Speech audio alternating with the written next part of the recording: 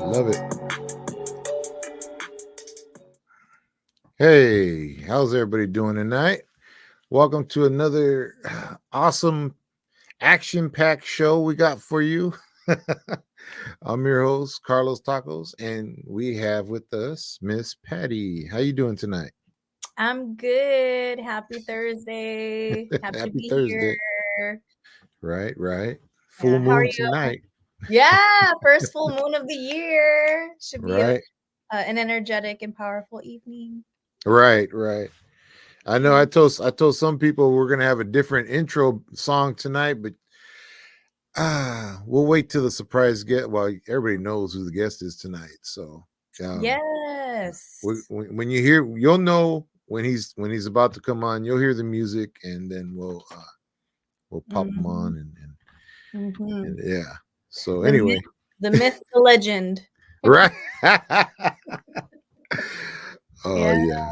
But we have some good things in store. I got some questions lined up. For many of us that voted, there are many folks that it's going to be their first time voting. And so, we got to provide this space and get to know our electeds and see where their minds are at. So I have a list of questions we can go over real quick of what we'll be asking the mayor. My fiance. Right. Right. I'm like, wow. That I didn't even get the invitation to my own wedding, but it's okay. Right? You didn't get the invitation? No, I didn't even get one. They know my address too. Hold the on. Crazies of Antioch. Hey, check this out, everybody. She didn't get her own invitation. Look at this. We are thrilled to announce Patricia Granados and Lamar Thorpe are getting married Saturday, June 15th, 2024 at the Fellowship Baptist Church, 4873 Lone Tree Way, Antioch, California. Make sure you RSVP at that number that doesn't exist anymore. Right? Engagement party at City Hall happening Saturday, May 4th, 2024. I tell you, man, these people. Creepy people. Right. They're creepy. So we'll bring that up again when Lamar gets on here. But man, that is hilarious. We're not getting married, okay, y'all? Con mucho respeto, he ain't my type. Right?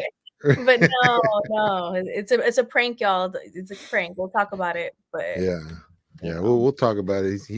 He was on, but we were like, nah, just because he was like driving back to his house. So he'll be home shortly, and then we'll in the meantime, y'all got to deal with us. Yes. But anyways, I thought that was hilarious. Somebody spent a nice amount of that was a nice little invitation, I got kind of like, really, they didn't even ask me to cater. Oh, that's not cool, man. That's messed up. Right? I'd have made some rice and beans so good for y'all. Yeah, we'd have been eating good that night. Nah. Hey, but for all we know, like real talk, that could be a threat. Like legit. It could be a legitimate threat of something to go down on those dates. Like right. So I don't know. It's funny, but kind of spooky at the same time. I know, right? Yeah. So who we got out in the who's all tuned in yet? Thea, how you doing tonight? Hey, community. Happy Thursday. Thank you for tapping in. Happy Thursday. Yes. Any questions before we get started? And don't ask me anything about how to make this type of taco or that. That's another show. Right? What's the secret ingredient of your Lumpaco seasoning? I can't tell you that. Ah, Uh, hey, Mayor Thorpe has it. He put it yeah, on his story last I week. know. I was like, what? He put It that looks on there. He's all good. dancing. Well, And what the did he make? sopita, it was like sopita with caldo and Yeah. I was like, mm, you go, man. I forgot he had some of my seasoning. mm. So man, it just goes everywhere. But anyways, yeah, that was cool to see that on Instagram. I was like, what? I even sold a bottle. All Nice. right. Oh, Melissa's on here too. Cool, cool. Hi, Melissa, Thea. Where's Sean at? Tell Sean to get on here too. And anybody else tonight? We're just gonna have a good time tonight, y'all. This is gonna be fun. Uh, Mhm. how you been, Miss Patty? What's new with you besides the wedding? Well, besides the wedding, you know, I tap in with I don't know if you know Miss Catherine Wade. Yeah. She was by Queenie Love, Malad Baldwin's mother. She's on my heart like all the time. We don't talk every day, but um, you know, we talk today, and she knows that we're gonna have this, you know, talking to Mayor Thorpe, and you know, she asked we lift her name and her son Malad Baldwin's name, and you know, even though you know we do this once a week, there's a lot of other community happenings and social justice that I got going on, and um, you know, but it's okay. Like that's my drive, helping folks find their power, um, Right. you know your rights, and really just any advice for advocacy. But I'm trying to get my life together, you know. See, you started your you got your oh my god, my mind just went blank. My graphic design Graphic service. design, yes. God, Carlos, where you? It's Thursday, Yeah. y'all. It's almost the weekend. So yeah, what's going on with that? My setup is almost there. I have my heat press, my mug press, plate press, hat press. Dang. But I'm thinking I need another printer because I don't want to break one printer, like because I want to have services available for folks that need on-demand printing, like 24 hours. You know how that is. Like I remember as a college student, um, I needed something printed if my printer was down, and then FedEx Kinko's is closed. But if there's students that may need something printed, and if I can be of service, that will be one of my services, to help print homework or paperwork. And I do have a van I'll be designing soon. It's like an old school beach type van. So that'll be a Nice. project.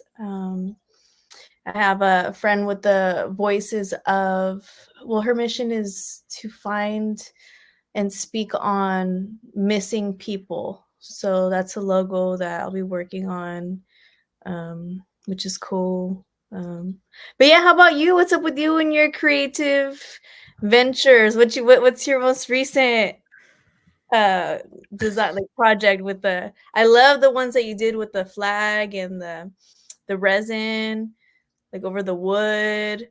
Oh, like all these ones? Yeah, Yes. yeah. They're cool. I stopped. I got a bunch of projects I still got to do. It's just like I'm like all I got is that. So I'm like, Mm, and I got some done already. mm, Some Dia de los Muertos ones, mm, and I don't know which ones to put up. I printed maybe close to 100 photos. mm, And I'm only limited to just three more pictures, and then that's it. So mm. I'm like, which one should I do? I don't know. You know, I do want to gift Mayor Thorpe one of my art pieces. Thank you for reminding me because I did print. I actually want to give one to, I'll make two other copies, but one for Monica Wilson, one for Timmy Stores Walker, and one for Lamar.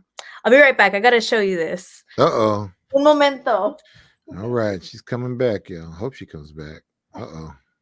I wish I had a TikTok sound effect, right? No. But anyways, yeah, guys, I finished 3 projects, but I don't feel they should go up there. So I'm like thinking we'll see what I actually gotta they're right here, but Mm. we'll see. The Jeopardy sound. I know, right? That's Alex Trebek. Yep. The Jeopardy. Yep. That would have been, yeah. Next week I'll have that. I put a couple of sound effects on here already, but nah, I'm gonna save those for later when the mayor jumps on. So Mhm, big mhm, shout out to Street Fishing Ministries out there, mm, doing God's work on these streets, hitting the streets hard. And if you don't know about him, check out his YouTube channel, Street mm, Fishing Ministries. If you don't know, you better ask somebody. mhm. So let's see the artwork that you got. So during the protests of 2020, well, remember George Floyd was murdered, Mm-hmm. and that's what activated me. I mean, it's late to the movement of things, but these were the things that I printed a bunch of posters. Oh, that's nice. I printed a few. Someone asked me to go paint this as a mural on her on her fence. But at the time, I was working and no, doing schoolwork in my studies. But it was very relevant Right, to Antioch. Antioch set the example. I still stand by that. right. Wait, you paint too? I do paint too, yeah. What? Oh But man. not like this. I mean, it'd take a minute. I could do something like this, but I did this in, graphic Yeah, Photoshop and stuff. yeah. But I have Hmm. a few paintings, oil, acrylics, watercolor. I want to get back to it. I don't. I one day I'll have space. I know, right? working Oh on it, man. working on it. Got to get my little heat press established. Because I'm ready. I'm ready to design. I have projects exclusive to nonprofits, community people, no Right, right, supremacists or hateful people. right. Yes, Well, yes. if you're just tuning in, we got the mayor of Antioch, Lamar Thorpe, about to come on here in a little bit, and we're just talking real quick, shooting the breeze. Anybody got any questions in the comments before we start? Street fishing, Thea, Melissa, anybody else that's hopped on right now? And then we look over here. You ever see people they'll ask questions, especially on TikTok, then they'll go like this. Sorry. I know what you're talking. I got makeup. What? No. Mary Lutz. All right. Our first heckler. Where's the ban button at? No, I'm just kidding. Love you, Mary. So we have some questions. If anybody has any things to throw in, feel free. But we want to know about the mayor. We want to know his work experience. Oh, Um, want to that's know what another one. motivates him. Right? Challenges he's faced. I could tell you a few that he's faced. I don't know, Mm-hmm. like what keeps him going because the crazies went after him. Right. His life, like, yeah. What is Oh, we got a question. my say hello tie? Yeah, we'll ask him that. Yeah. He's getting on in a minute here. That's so funny. But yeah, so we're just having fun. We're just having fun. Thank you all for tuning in. Thea, your battery's at 10%, so make sure you charge it. It just came on my we got that 360 app. They're like, how you know, Carlos? Yeah. So do they have this is a good question here. Do they have any plans to clean up Sycamore? Mm. I know he had went over there and he had in the past. I know he did something, and then I know he does a back to school drive right there on Sycamore at Mhm. the liquor store right there every year. But Mhm. yeah, those are good questions. We're gonna ask him. And then what does clean up Sycamore mean, because there's communities that live there. There's kids that go to school. By clean up, do you mean clean up like maybe crime or clean up litter, all of it? Right. Because that's a whole community. That's a whole community. Because Right. I know on sorry. I know that Rika with she has a shower ministry program that she Mhm. does every Tuesday and Thursday at the COC. I know she's there on Saturday morning, and then she has a crew that go and they clean up the area. Okay. So It's a yeah, community. It takes a community. the need crosswalks. They need crosswalks. Mm. Yeah, they do, and the ones that they have there are real faded too. They sure do need to be touched up. And maybe Mm. get some lights right there too. So there is a huge area right there where it's just a lot of children.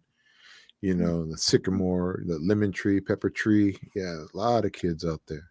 JJ's fish fry right there is popping. I love their Oh shoot! food. Got a restaurant review. Check out JJ. Fried okra is very good. I love okra, fried oysters, fried chicken, Everything fried fried. shrimp. They have it going on. Um, Yeah, Mary says that's what I'm worried about, the kids. Yeah, maybe get a light system set up there like they got in front of Antioch High when the students cross the street. We do the security all over there. Oh, this is street fishing says, and PD has no control. Yeah, yeah. These are important questions. Yeah, ask the mayor. So, which he'll mhm. be popping up soon. Lamar, where is? I'm gonna text him. No, just kidding. Or a Okay. crossing guard. Yeah, I got my questions rolled up. Yeah, the police can only do so much. But honestly, I mean, I don't know if that'd be the right thing because they terrorized those families for many years. By yeah. terrorize, I mean like they went into their homes and tore things up, and I met them, Who's the that? The kids. police? hmm Oh When they yeah, were planting drugs, arresting folks without warrant. Yeah, they did a lot of shady stuff. That like there were federal lawsuits also because of the families getting targeted. Yeah, there were some civil rights violations back in the day, and then with where we are now with the current civil rights violations, yeah, the police would probably be the last folks to have any business there. Security for sure. Like maybe I've seen a community security there. I've seen that. I've seen an education center, like a computer space in that plaza. Hopefully, it's still there. But the community, right, yeah, they did say brown, black and brown. They said Hispanics they kill more Hispanics than black folks. They said something like that in their text messages. So right, yeah. I'm down for communities, anything else. right. And That then that's just Mary's asking if they could even tow the cars that aren't working or illegally parked. Mhm. So yeah, these are all really good questions. So as soon as the mayor pops on, we can ask him. Which would be, like I said, folks, listen for the music. You'll know the music. So I'm gonna write those notes down about so we are talking about cleaning up Sycamore yeah, cleaning up or Sycamore. Maybe we'll ask those first and then okay. get into the good questions. Or no, I mean they're all good questions. We'll get into the other questions. And After, crosswalks. right? We have any Crosswalks. plans for more crosswalks and lights. That'd be Right, good. There's trails around parks that need a lot of love too, especially like the one over there on Gentrytown behind Parkview Village Apartments. Those right, trails are so not walker stroller friendly. And there's hella families that live in that community. Like right. if they could improve all the parks in the city of Antioch and raise it to the standard of the new one that's up here off of Pruitt, no, beyond Pruitt, um, is really nice. Like Yeah, it's really nice, and I think every neighborhood in Antioch deserves a park like that. Um, who knows how much it would cost, but they can reallocate funds from the militarized police vehicle and whatnot and give it back to the community. That would be a great example of Hold reallocating. on. Do you hear that?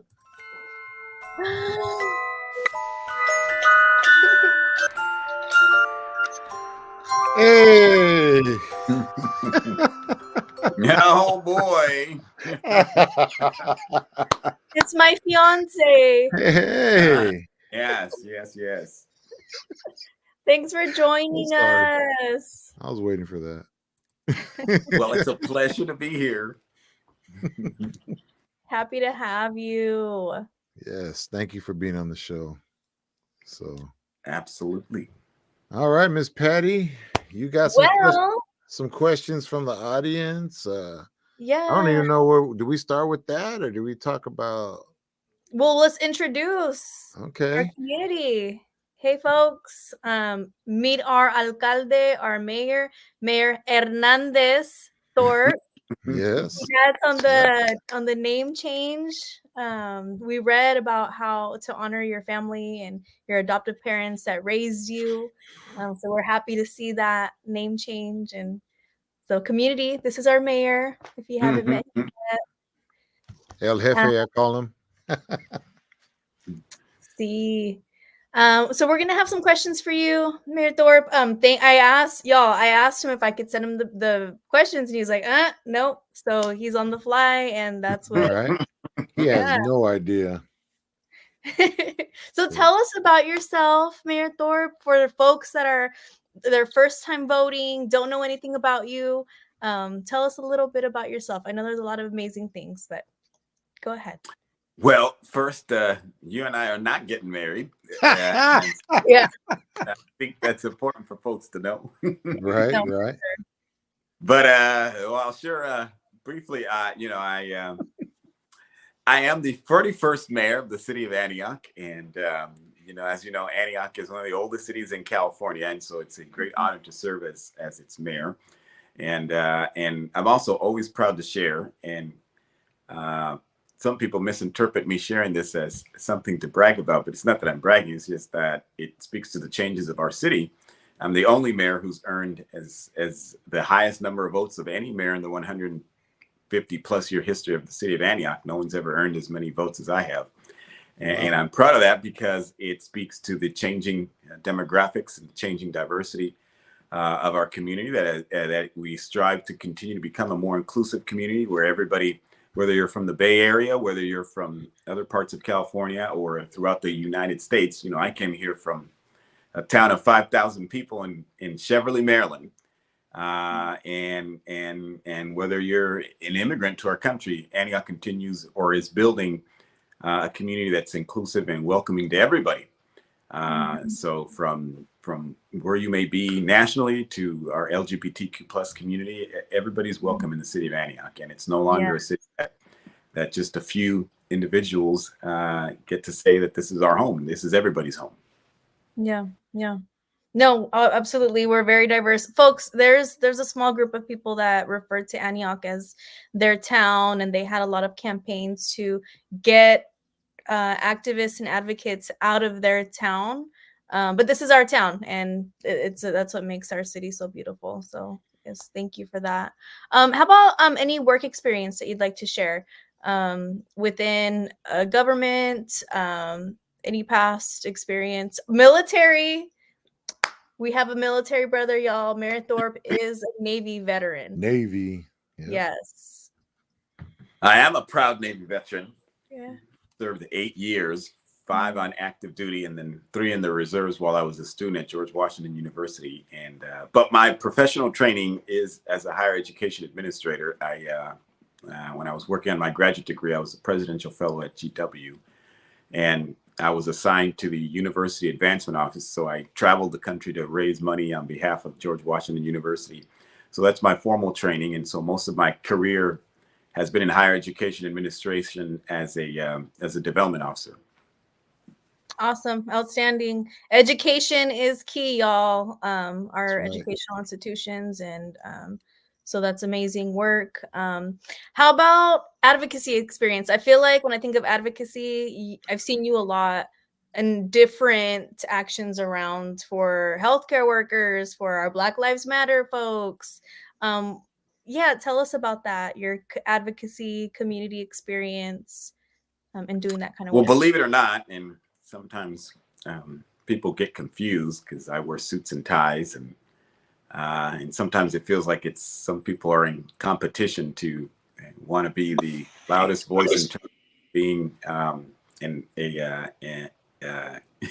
and a community activist.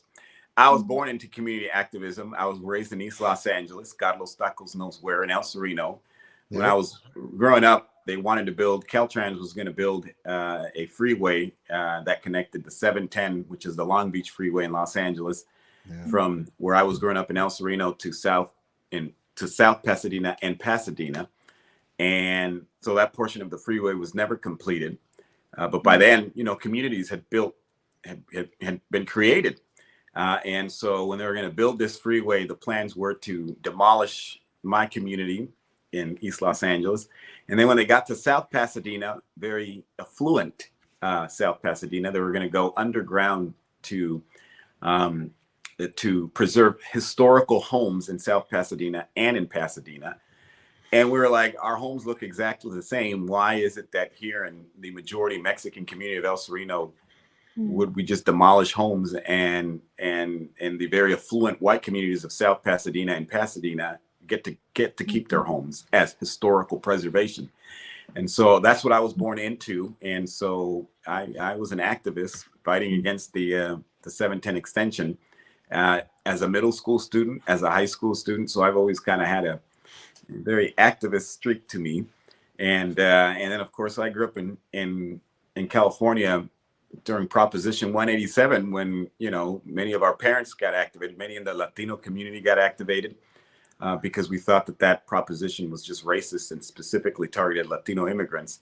And when it passed, a lot of us were, here I am, this Black kid in East Los Angeles, being raised by Mexicans, thinking that the INS buses were going to show up and round kids up and send them back to Mexico. That's the type of fear that we had.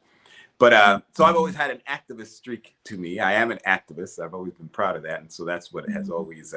So when I go to these, demonstrations, I've always been on the side of workers, and I don't cross picket lines. I respect those. And so I do my best to maintain my roots. No, definitely. I've seen you in action, and I think that's what makes you a good leader, being out with the people. Let's see. What challenges have you faced as the mayor of Antioch? I know there's a lot, but what would be the biggest challenges for you that you've experienced in your role as the mayor? Well, I'm going to ask you, define challenge. Maybe something that's so complex and it's out of your hands. Like when there's something, when your hands are tied, like, or anything that's trying to slow you down, or trying to like impede your I guess work, and anything that's been a barrier to your work as a leader. I think bureaucracy in and of itself is just a barrier. And so you got to work through and navigate through those barriers. I don't want to confuse challenges. I think those can be challenges. I don't want to give credence to individuals who don't deserve any of my attention, because they just don't. The reality is that the bureaucracy creates challenges. It's hard to navigate. It's difficult to navigate. But there is a framework in which you work from. There's space in which you can traverse. And sometimes you get close to the line of where you're not supposed to be, but as long as you don't cross that line, you're good to go. But that can give people anxiety and trepidation, because we're not used to always getting as close to the line as we might feel comfortable. And so I'll give you an example. Running master leasing the hotel on 18th Street, Opportunity Village. That cities don't run hotels, cities don't do homeless services. That's just not in the nature of what we do. But it doesn't mean cities can't expand their portfolio of the services that they offer. And so we decided to go in that direction, and it was hard. It was difficult. Not everybody within City Hall was agreeable to what we were doing, and it seemed like out of character, out of nature. But we eventually got through it. It was challenging, but it certainly didn't stop us from doing what we needed to do, as long as we followed the rules and whatever is prescribed to get there. So now we do things that most cities just don't do. We have a Department of Public Safety and Community Resources. We're the only city that runs a community crisis response team here in Contra Costa, and so we're doing things that are out of the normal portfolio of what a city would do, especially a city of our size. So we're pretty proud of that, and we were able to navigate through those challenges. Yes, complex indeed. Thank you for shedding light on that. Next question: what motivates you when you get out and you're getting ready for your day, or if you're going to city council? What motivates you? The mayor's role is very unique because everybody thinks that the mayor can solve every single problem. And so from your own personal life to, policy objectives, people come to me with everything. And so I try my best to help. I'm not always helpful because there are just things that are outside of my control. But I think what motivates me is meeting people and understanding their stories, and, and giving them the opportunity to know who their mayor is, and allowing me to kind of help them with their problems. And so hearing the stories, listening to people, I've said it before, I'll say it again, ever since Angelo Quinto's mom had her press conference in front of her home, and I went there and visited with them afterwards, and I embraced her. I tried my best to ensure that I show up to as many moments in which people aren't having the best day or the best year or the best next few years, to try to lend a hand or embrace or just show them some type of moral support and show them that I see them. And so those are the stories that I think that motivate me to continue to do what I do. Or else it's so easy to succumb to the bureaucracy, and it's so easy to succumb to all of the negativity that exists around us. Another family member, Miss Catherine Wade, she's always expressed her concern for many years, and all of her concerns fell on deaf ears. I saw the ones from 2014, but over time and with the right folks that we elected, I believe if folks did not vote as such, she would not have gotten the justice or validation of the trauma that she endured since the text messages of the police some of them came out, but she needed that. She's still looking for closure, of course, as many other families, but it's important. I've heard them, and I know that you actively listen. As counsel, you all are there, and folks keep speaking up, so thank you for that. Next question: did you know, I'm sure you know that the Antioch Railroad is set to close? Like, it's closing, and I heard recently that it was under our former city manager that signed off on it. And did you know about that? What do you think of that? Is there a way that we can not cut off that access to working families and folks that use that as their transportation system? I just see it like as a small form of oppression, but if you could tell us your thoughts. Well, of course I do know. I did not know before I knew, which is not good. And that speaks to a culture at City Hall where, elected officials are an afterthought. And elected officials just show up to 2 meetings a month, vote on things, and then go home. And, the rest of the bureaucracy does what they want to do, which is I'm just not for that. We were elected and we have a job to do. So I did not know before I knew. And when I found out, I made it my business to go down to the San Joaquin Joint Powers Authority to advocate to keep the Amtrak station open. I almost got my way in the first vote. I got enough people to say, no, we need to put this on hold for now.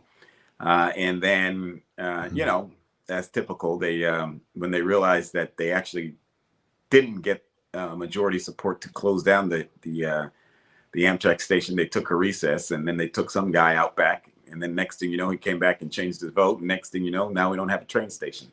So, you know, I made the case for Antioch. I think it's this, you know, this was years in the making. And I always knew Oakley was working towards a new Amtrak station.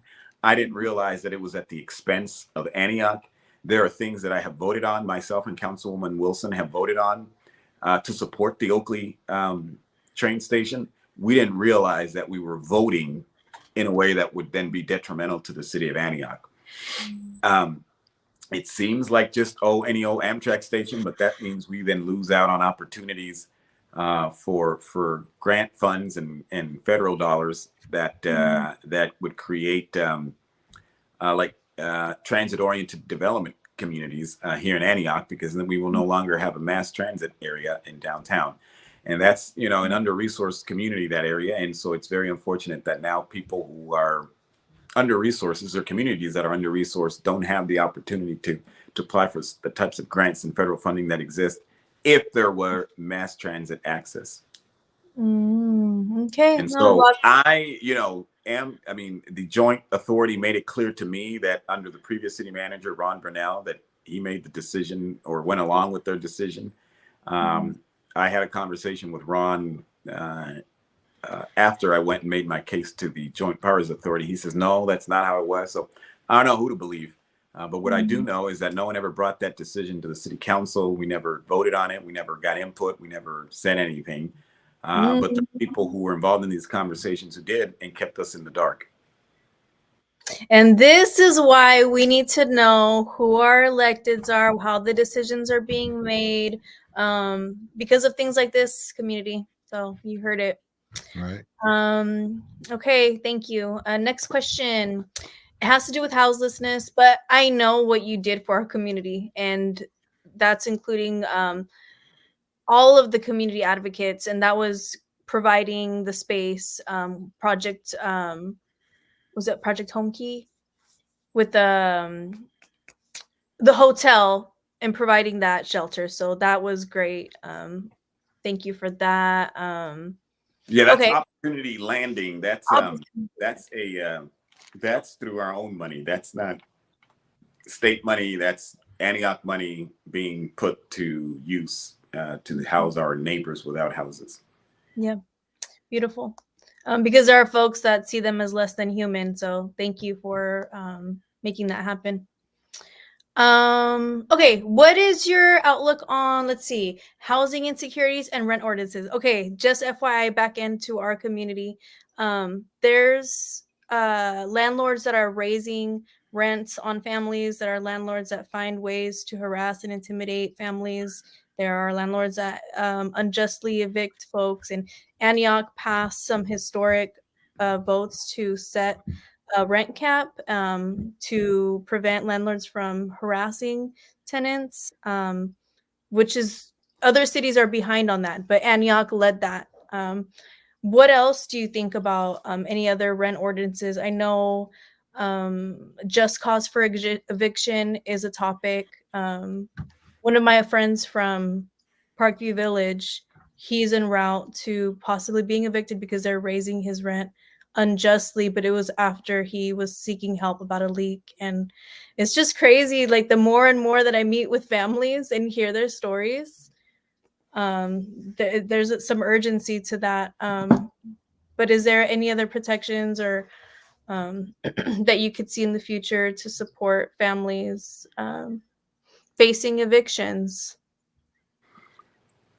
Well, we passed rent stabilization. That's something people did not see coming by any stretch of the imagination.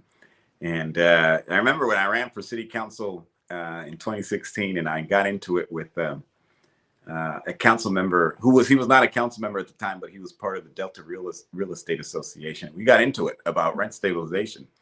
And it was funny because I was like, this is what I believe, and he made his case about what he believed, and I was like, well, hey, and this was an interview for them to endorse me and give me money.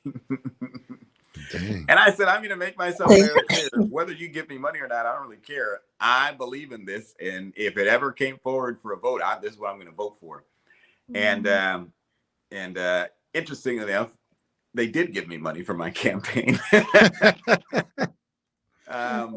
Wow. And interestingly enough, when it was my turn to control the agenda as the mayor of Antioch, I brought forward rent stabilization, and we made it happen. So I was pretty proud of that. And in addition to that, we've considered Councilwoman Wilson and Councilwoman Torres Walker's proposals for anti-tenant harassment policy, which we've passed. And then now we're considering just cause eviction that they had proposed.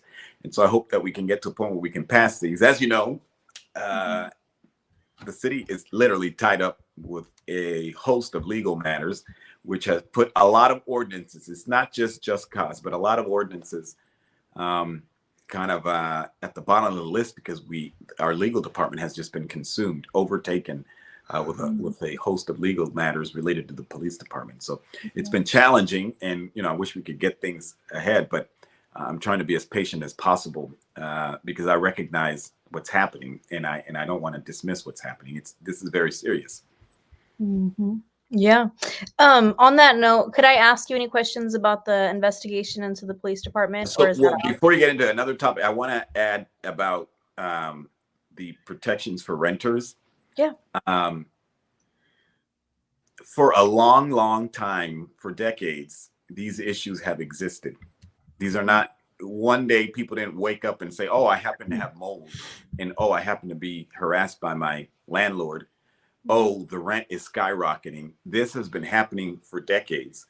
And for decades, people who have served on our city council, for decades, people who have served as the mayor have been perfectly content with what's been happening.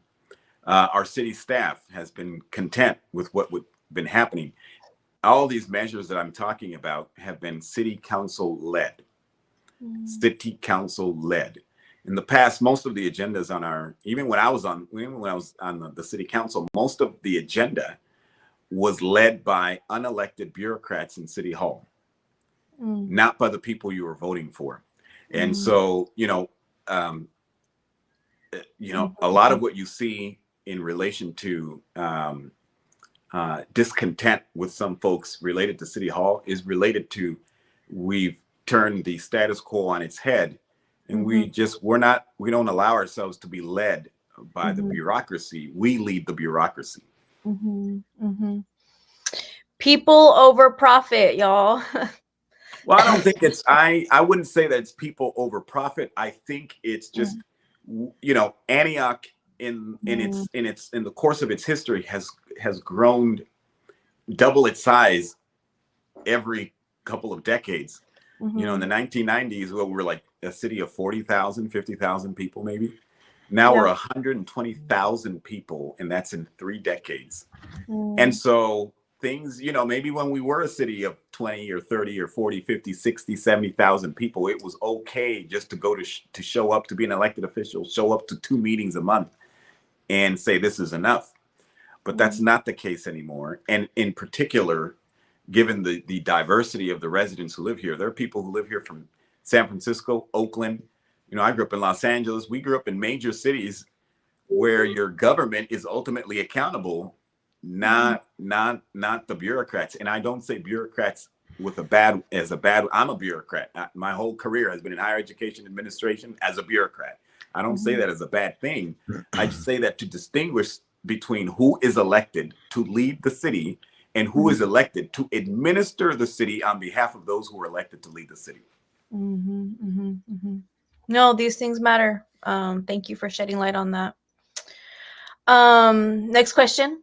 What does guaranteed income mean to you?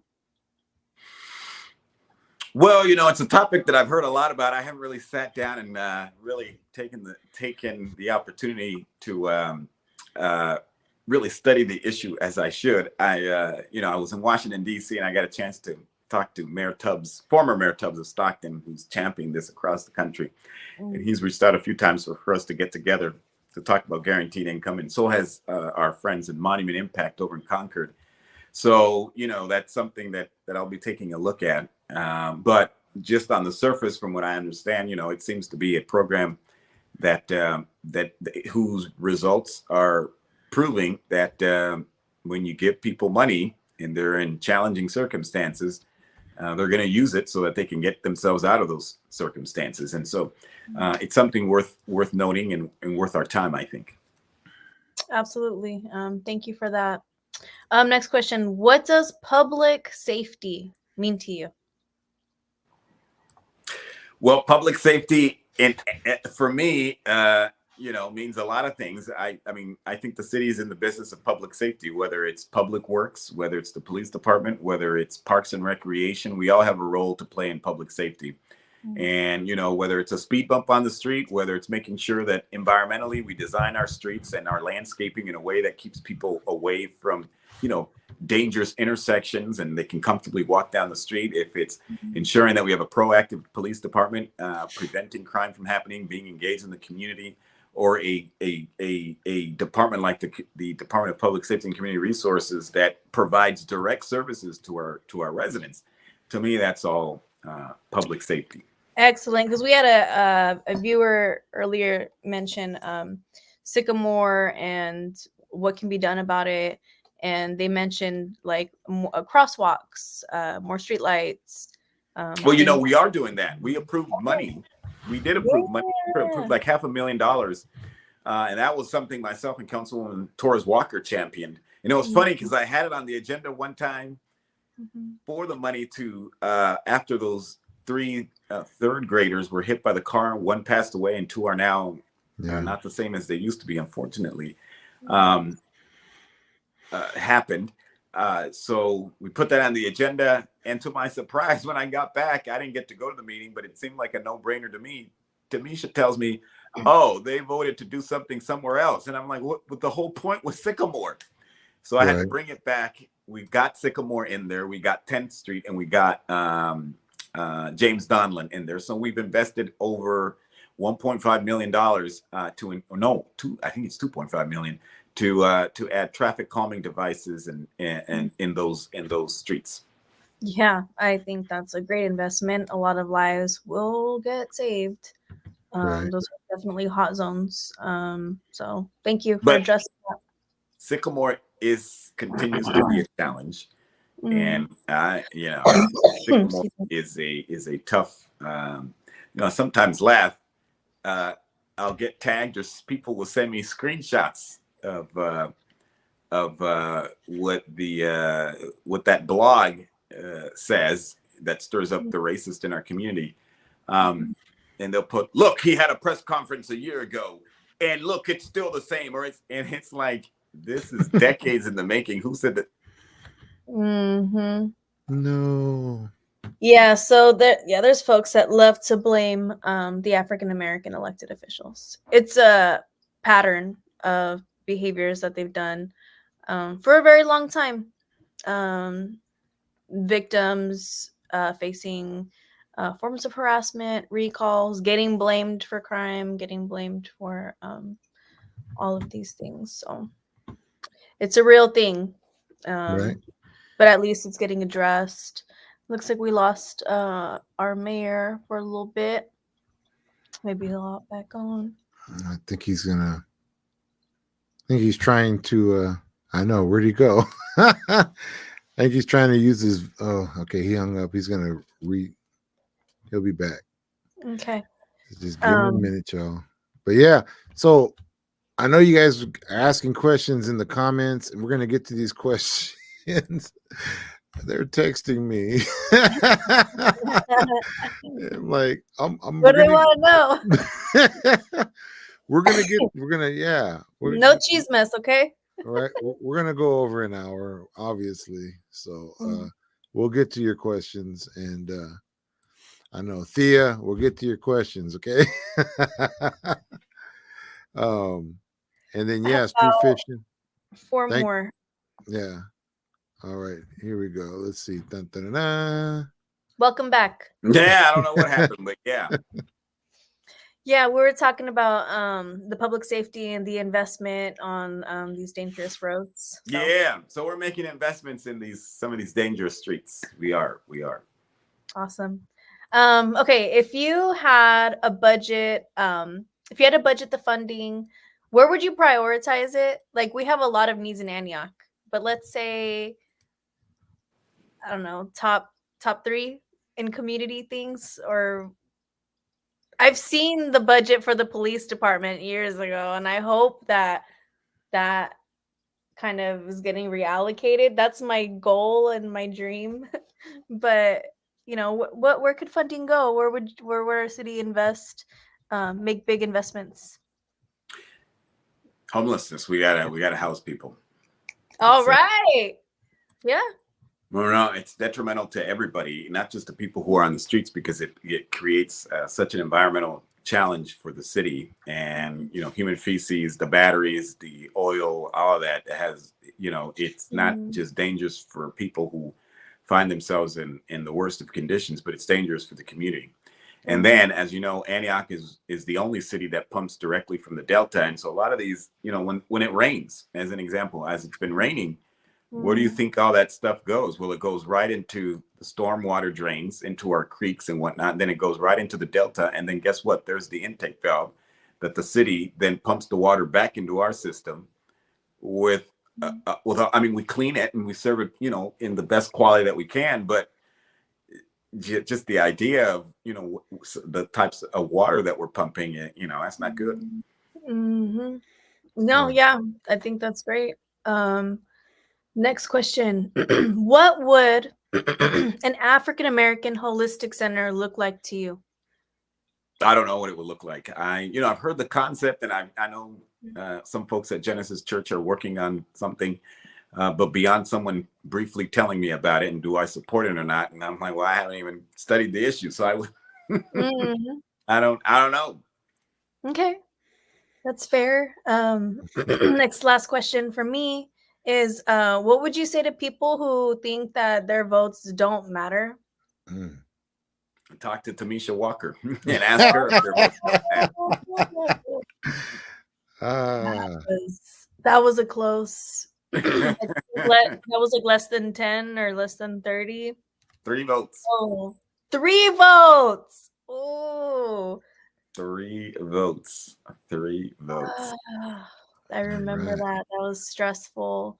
But wow, yeah, and then we had to go back out after the election to go find the votes. So it wasn't that she had, we had to go find more votes from people who had issues with their ballots. So what they called it curing the vote.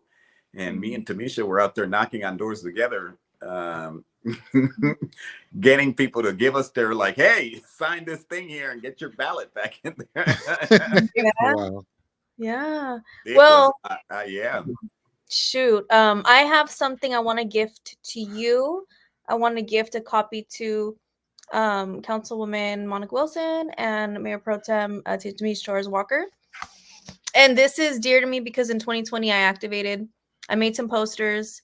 You came through to one of the actions, but I'm gonna read it to you. It's say their names, acknowledge systemic racism and police brutality, improve police ethics, update police hiring procedures, and Antioch to set the example. So I think that Antioch has set the example with the right leadership. So I want you to have this, and yeah, just maybe we are setting the example. We are setting the example in more ways than one. We're setting the example. It's been challenging. It's been difficult work, but I think we were elected in 2020, and I firmly believe that we were elected with kind of a social justice bent, and I don't think it was by coincidence, and I even now more so don't think it was by coincidence after seeing Tamisha and Monica win, and so I think I always remind Tamisha Torres Walker, like, the voting demographics of District 1 is predominantly white. And so for anyone who, when I hear people say certain things, I'm like, Tamisha's district is predominantly white as it relates to the voting demographics. And so that means the social consciousness of our European brothers and sisters is awakened. And so we all recognize what's been happening in this country. No one's a fool or blind to that. And so unless you live under a rock and you believe, things that blogs say, and if that's the case, well, then I feel sorry for you. But the reality is that most of us live in reality, and we see what we see, we experience what we experience, and to try to put voodoo in people's face and say, no, what you're seeing is not what you're seeing is just silly. Nice. Yeah. Well said. Actions have spoken louder than the negative words, I believe. Right. Love will conquer, and all the hateful folks. Well, that's the name of our mural on over by the Jack in the Box. Okay. Nice. Love conquers all. Right. I didn't know that. Right. Yes. That's shout out Big Herm who drew that. Did that. Well, shout out to him who drew that, but shout out to Councilwoman Wilson. She led the effort to bring murals. We never even thought about murals until she said, this is what we do. And so, and she picked the location and everything. And so I'm exceptionally proud of her leadership in that regard. Right. We, the audience, they've been waiting patiently. We got a few questions. They got a few questions for you. So we're just going to go ahead and pop one up here. And why is everybody at the hotel on 18th Street being placed out of the city like Stockton or Pittsburgh? I don't know that to be the case, but next week we're going to have a meeting with the Public Safety and Community Resources Department, and a subject that we will be discussing will be opportunity landing, to look at some of the data to see where we're at. Hasn't been an exact year yet, so we're still, the data will be kind of premature, but we at the end of the day we're accountable for this, so we'll be looking at how we've been placing people, where they've gone after that, and whatnot. So, but again, we haven't even been open a year, so should be interesting data to look at. Okay, that's like the next question though too. Were the Antioch homeless that are in Delta Landing are being allowed to be placed back in Antioch? I wouldn't know that, because again, we haven't been open a year, and so next week we'll have our opportunity to speak to the operator. And we'll be able to ask some of these questions and look at very premature data, because again, we haven't even existed for a year. Right. All right. Here's another one here. How can churches in Antioch help the city? By some of our churches, I'm grateful for all of our churches, but I when it comes to the least of these in our community, there are some churches that I think need to step it up a little more when it comes to feeding those who are hungry, and those who need clothing, those who need housing. And so our churches can be helpful by embracing some of the policies that make it possible for them to provide shelter for people now. During the winter months, during the day, it would be nice if some of our churches left their doors open as warming centers. And if they need money from the city, ask us, hey, this is what it takes for me to leave my doors open when it's raining and when it's cold, for our friends on the street to be indoors. Provide us food or something, or provide us blankets, or provide us some money so we can hire people to monitor these spaces as we keep our friends out of the cold. I'm open to those suggestions. And I wish more of our churches did that, because it would be an easy solution to a lot of what we see out on the streets. Right. Let's see. So they want to know what happened to the trailers the governor gave the city. Why are they not being used, at least to house families with kids, instead of sitting empty somewhere? Well, they're not sitting empty. As a matter of fact, as we were working to try to place them at the hotel, because that was the whole idea with leasing Opportunity Landing, which is it had that empty lot. and we thought we could place the trailers there. Unfortunately, I forget what disaster just happened, because we've had so many in Northern California where they had to take the trailers back to house people who had been displaced. I think it was from fires. Oh, the fires. Yes, the fires. And so they took the trailers back to house them. Nice. So they are in use, just not. They are in use. Okay. Last question. That Thea wants to know that you still move the homeless around without offering shelter beds. Please inform us how many people that have gone to the hotel on 18th Street and how many are housed. So do we move around? We're constantly moving people, and it's unfortunate, but it's the fact of life in any city. If you're blocking the sidewalk, we have to move folks. If you're on private property, the property owner is responsible for what then happens, and generally they're going to give you notice, and you have to move on. And yes, in some instances there isn't any help, there isn't any housing. So we do our best to coordinate with the county, so that when we do move folks, we give them the opportunity to go somewhere else. I don't think that always. I know that doesn't happen every single time. I would be lying to you if I believe that did. I don't think it does, because even if they did, there's not enough shelter for them to go. So anybody who said, anyway, it doesn't matter, but I know that there isn't enough shelter. Our Opportunity Landing has like a 200-person wait list now. So, the moment somebody moves out, someone's moving right in. So there's just not enough. And it's important to remind folks that unlike Central Contra Costa County and unlike Western Contra Costa County, there are still no homeless shelters in East County. There is still no warming center in East County. There's only a hotel run by the county in Pittsburgh that's transitional housing. So its focus and its mission is completely different than a shelter or a warming center. And there is nothing like that in Antioch, Brentwood, Oakley, or Pittsburgh. Dang. Wow. Good to know. Wait, I have a last question. Oh, no. Go ahead. Oh, can we count on you to keep leading the ship in Antioch? Are you running? Are you running? Are you rerunning for elections? Can you tell us yet if you are or not? Well, I think I'll make my decision when it's appropriate to make my decision. Right now, what I am doing is preparing the groundwork to see if it makes sense to run in June.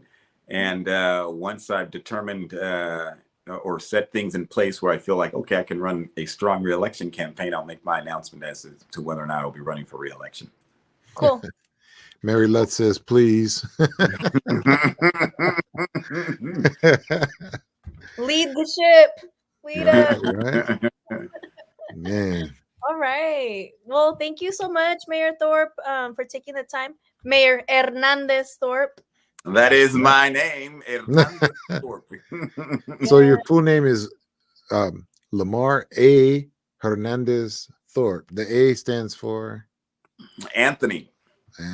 Nice. Okay. Yes, I was named after my mom's older brother who came back from Vietnam as a heroin addict, as many Vietnam vets did.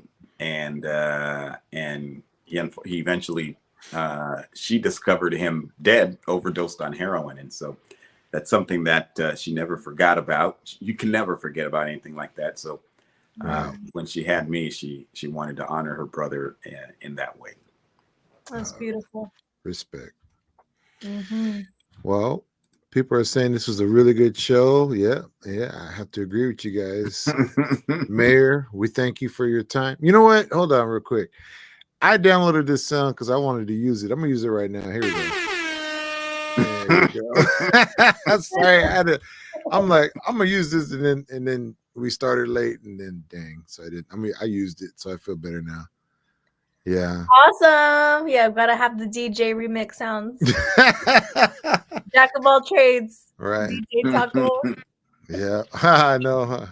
So, Love it. Anyways, thank you, Mayor, for being on the show, taking your time and addressing some of the concerns the audience had asked, and Miss Patty asked you, we do appreciate the work that you do, and Miss Patty, thank you for asking some really good questions. And Thea, thank you, and Brother Ezekiel with the Street Fisher Ministry, hitting these streets out here, sharing the gospel.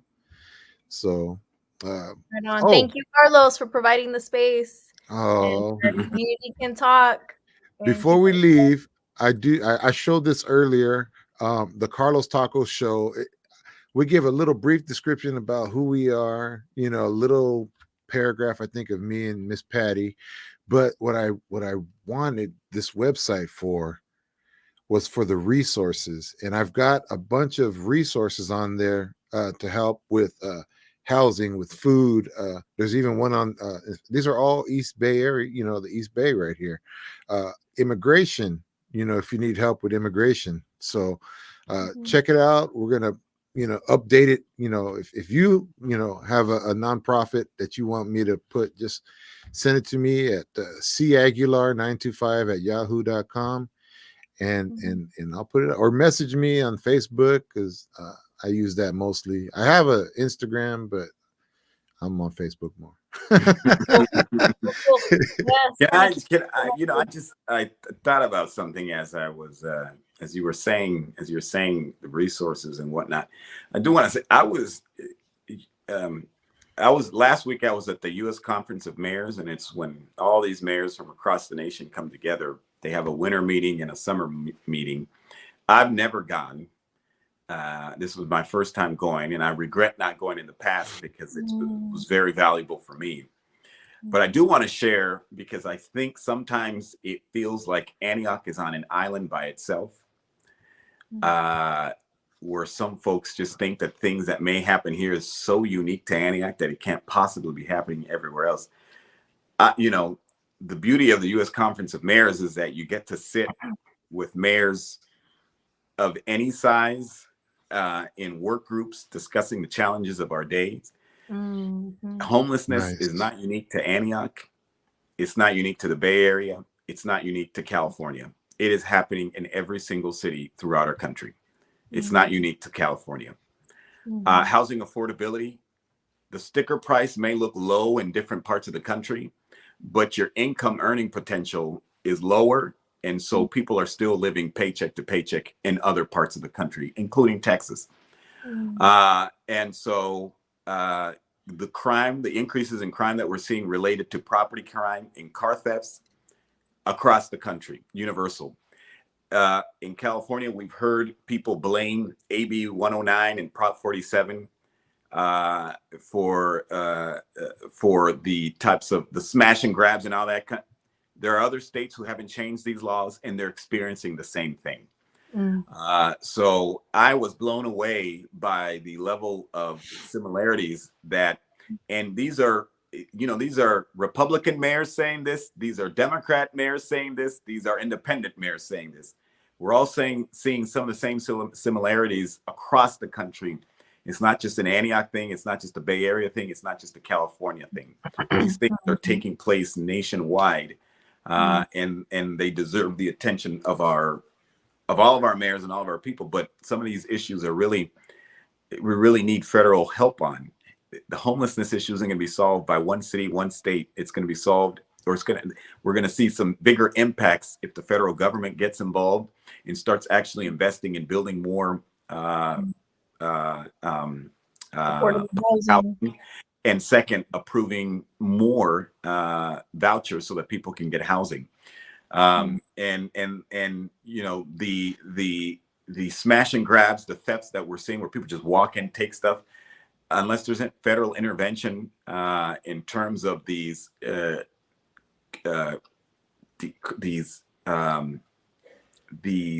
crime rings that cross state borders, we're going to keep going in circles trying to figure out who these culprits are. And unless the federal government gets a handle on the fentanyl epidemic that is not from across the border, but was created in this country, we're going to continue to see some of the things we see on our streets and the types of thefts that we see. These are all Republican mayors, Democratic mayors, every type of mayor from every size city across our nation who are expressing the exact same concerns that we're experiencing here in the city of Antioch. Mm-hmm. Does that include police brutality and civil rights violations? The police brutality, what is happening with that is that you're now starting to see more instances of officer-involved shootings of people who are unarmed or whatever in communities that you normally wouldn't have heard of. So you're seeing it more in the suburbs. And so it is not, again, what's happened here in Antioch isn't unique to Antioch. Mm-hmm. You're just seeing these types of instances. You know, I mean, some of the police shootings that we've seen related to unarmed Black men across our country, some of them have taken place in suburban communities that you would normally not see this type of stuff happen. Mm-hmm.